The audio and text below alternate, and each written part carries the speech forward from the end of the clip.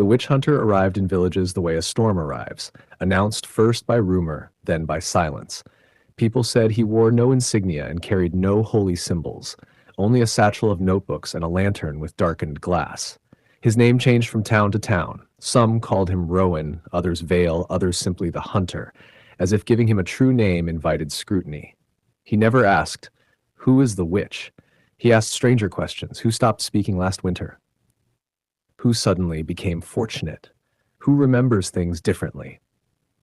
The villagers always answered eagerly at first. There was always someone to suspect.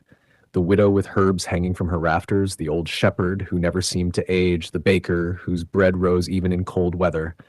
The hunter wrote everything down. Then he waited. He watched dinner tables, counted candles, noted who interrupted whom, measured which accusations spread and which faded. And after several days, he would gather everyone in the square. "The witch," he would announce, "is not who you think." In one village, he named the magistrate who had accused 6 people in a month while quietly buying up their land. In another, he exposed 2 brothers who invented omens to drive travelers away and monopolize trade.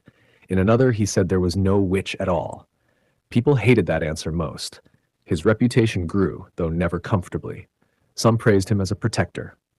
Others whispered he was merely another kind of sorcerer. One autumn, he reached a mountain town unlike the others.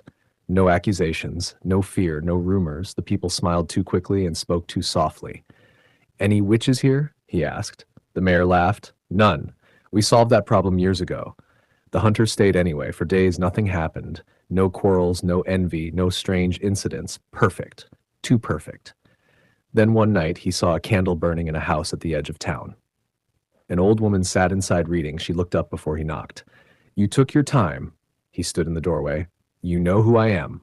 "Of course. Witch hunter." She closed her book. "Tell me," she said, "what do you think a witch is?" He answered automatically, "Someone who bends the world in secret." She smiled.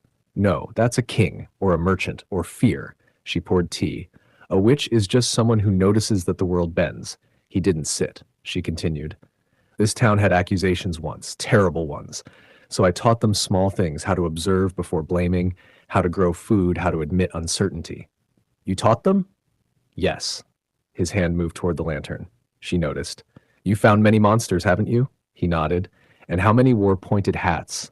He didn't answer. The old woman sighed. "You carry a hunter's burden. Every time you save people from one lie, they hand you another." She pushed a second cup toward him. "So, are you here to hunt a witch?" He looked around the room. No jars of impossible things, no circles on the floor, only books, notes, questions, his own tools. He stayed until dawn. When he left, he wrote nothing in his notebook. At the gate, the mayor asked, "Well, was she a witch?" The hunter looked back at the house. Then he said, "If she is, keep her." And he walked on. After that, the stories changed. People still called him the witch hunter. But quietly, in places where rumors started and certainty spread too quickly, they began calling him when they wanted to know whether there had ever been a witch at all.